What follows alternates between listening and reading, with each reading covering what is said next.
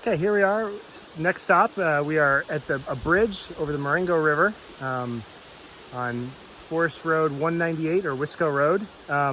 Used to be a little bit easier to get back to our next stop, but there was a big storm a few years ago and it washed out the bridge we used to use. And so now, get ready, put on some bug spray, have some clothes that aren't going to get ripped up because we're about to go on about a mile-long bushwhack to get back to our next stop. So buckle up, let's have some fun. Adventure geology.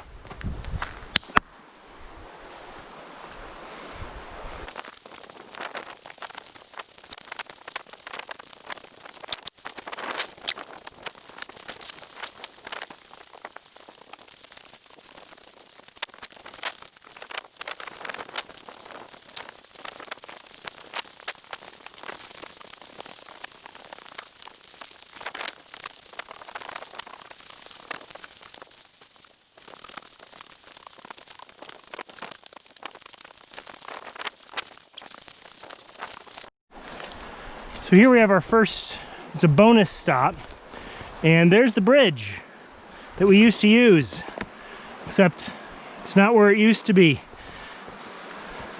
We're still about a quarter-mile hike downstream from where the bridge used to be, and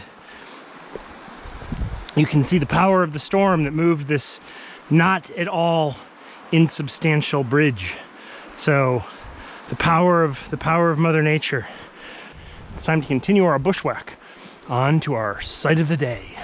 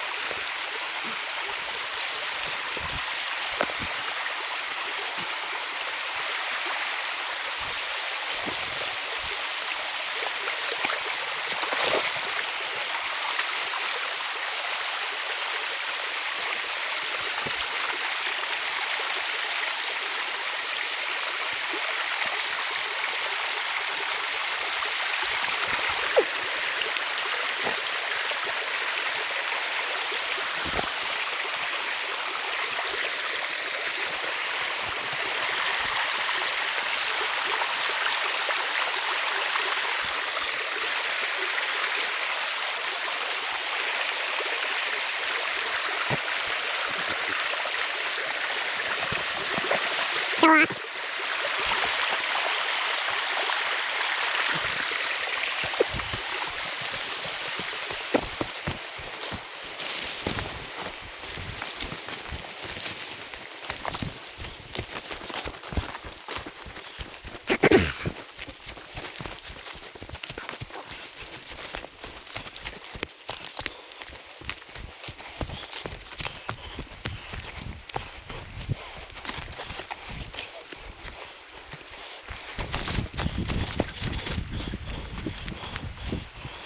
So this is where the bridge used to be, but there's no bridge here anymore.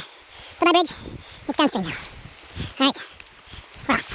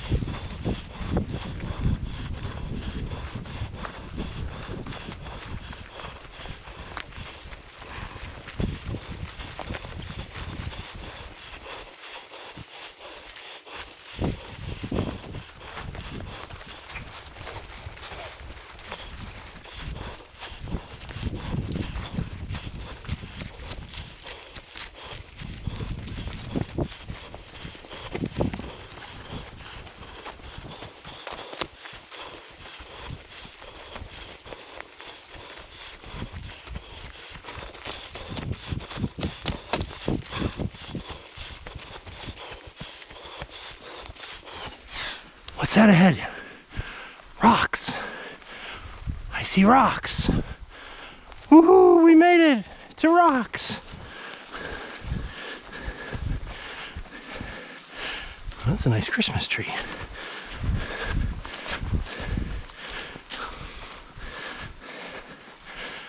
All right.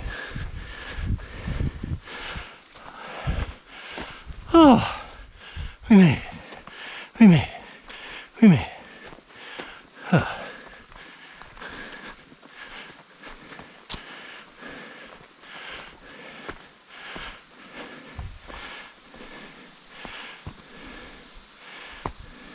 Okay, so we're going to look around and see what we can do find for rocks. So what we notice is that most of the rocks that we're seeing, so this is an old quarry, so it's pretty disturbed, but most of what we're seeing here is this kind of massive light-colored rock. So here's a boulder of it, you know, some smaller hunk there.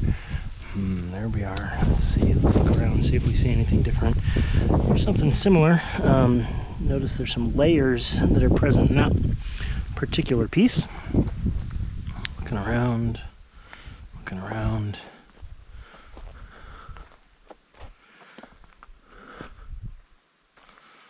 Looking around.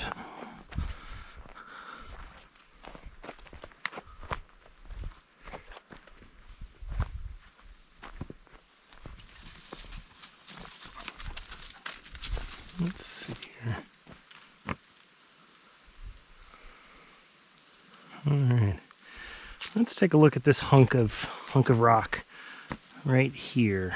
So what we're gonna do is we're gonna take out our handy dandy Lawrence Geo pack. Let's see what's open up. See what kind of tools we got in here. Let's see. It's compass. That's not good. Safety glasses. Yep, safety first. Magnet. Nope, not magnetic. That tool's not going to help us. Ruler. It's bigger than a ruler. That's not going to help us. Acid bottle. Ah. Okay, let's see what happens if we drop a little acid.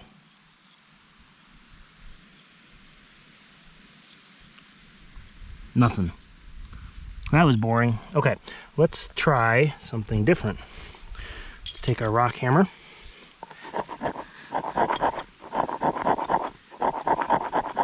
Scratch it up and try that one more time.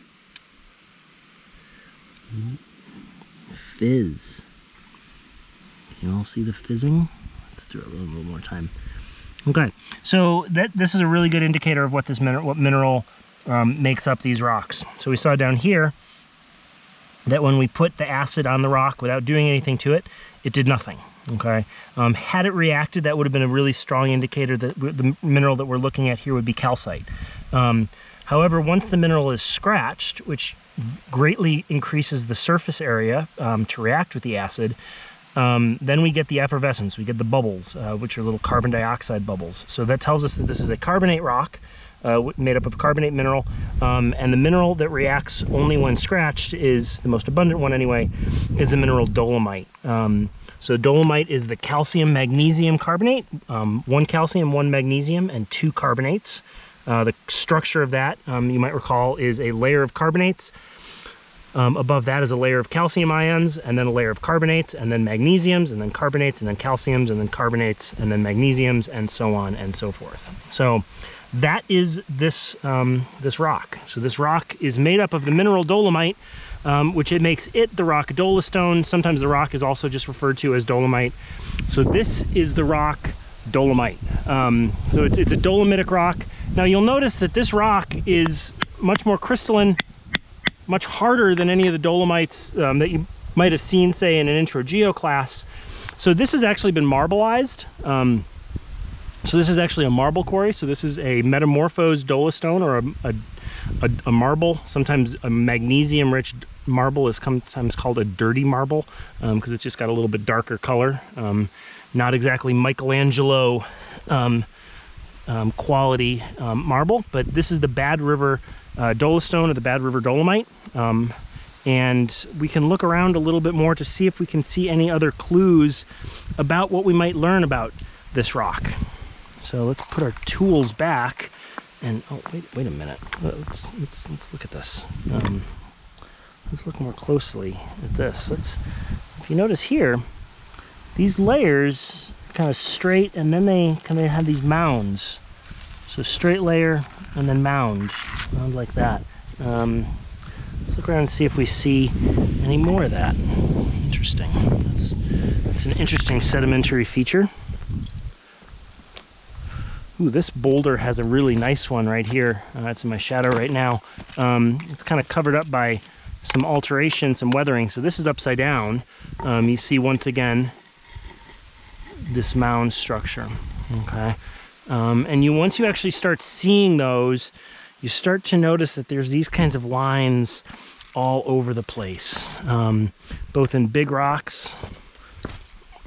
There's some nice ones right there. You see the outline of those, that sort of mounded structure there. And what those are actually fossils of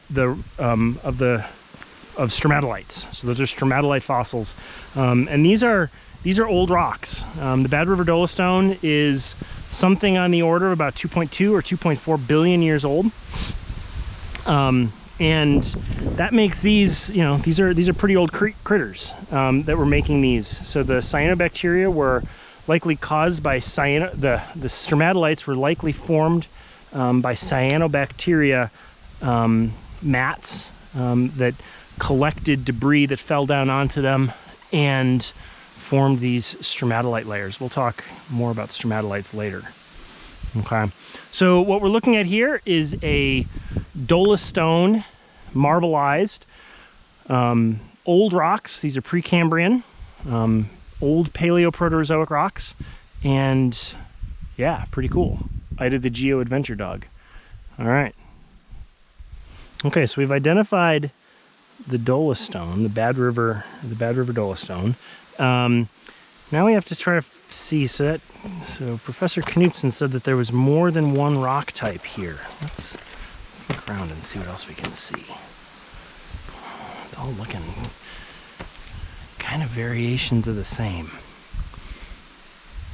Looks different.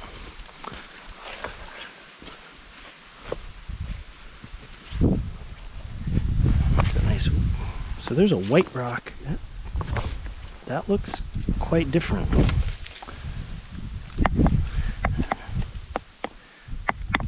That looks different. Okay, well, it's just sitting on the ground, so let's make sure it's not just some rubble that was brought in by people or glaciers or something like that.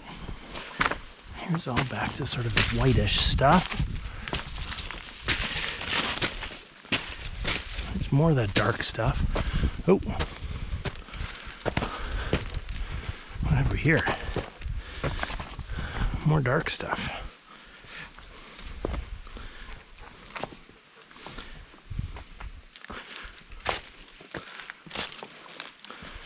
Yeah, this is something different. Okay. So now, yep, that's different. I declare that to be a different kind of rock. You can see right there, Ida's standing perfectly right at, looks like the contact between this dark colored rock and the light colored rock. She's now walking onto the light colored rock. Okay. So what could this dark rock be? We can see that it must be of some interest to geologists because geologists have been here. We've got 1, 2, at least 3 different core samples that geologists have taken. Okay. If we look closely at it, it's very tightly packed, whatever this is. So it turns out that this rock is an igneous rock. So this is an igneous rock right butted up against this sedimentary rock. Okay, and if we say it's a dark colored igneous rock, that should get the wheels spinning. And if I were to put this before you and show you a chunk of this, which you will all see some chunks of this, you might look at this and take a little bit of time to identify it, and I'm going to let you do that right now.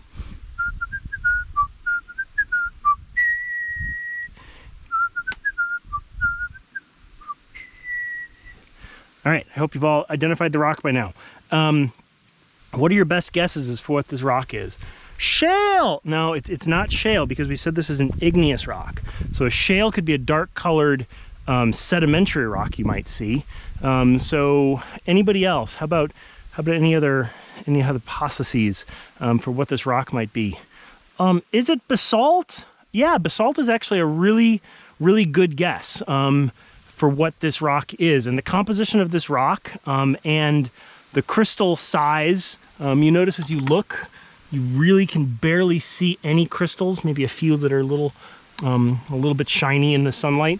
But yeah, this looks an awful lot like the rock basalt, okay? It's not basalt. This is actually a very shallowly intrusive rock, and this is a rock called a diabase.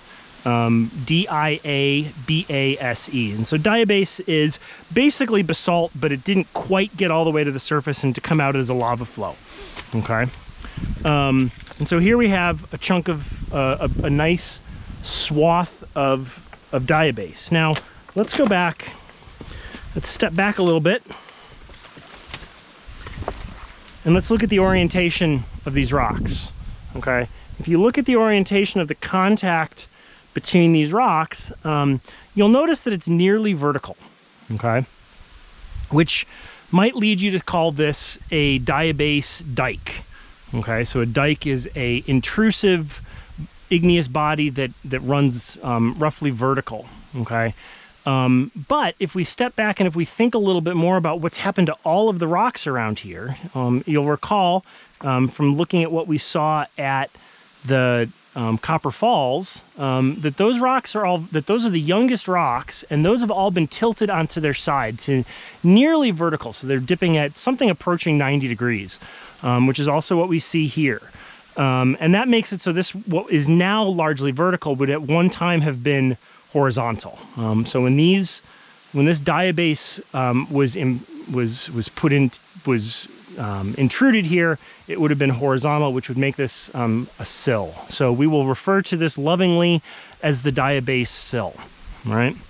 So then the next question, which I will once again give you time to think about, is what kind of what is this unit? How old do we think this diabase is? So think about what activities have happened after that are younger than the Dolostone. Okay, so the Dolostone had to have been here before the diabase to intrude it. So what happened after the Dolostone that would have implanted or intruded this this diabase? So think about that, and I will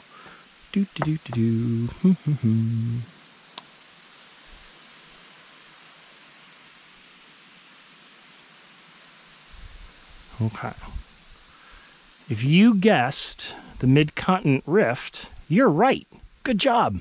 Okay. So yes, this is a diabase that is associated with the Mid-Continent Rift. So these are rocks that are associated with the lava flows that we saw at Copper Falls, similar time frame to the sedimentary rocks that we saw at Copper Falls.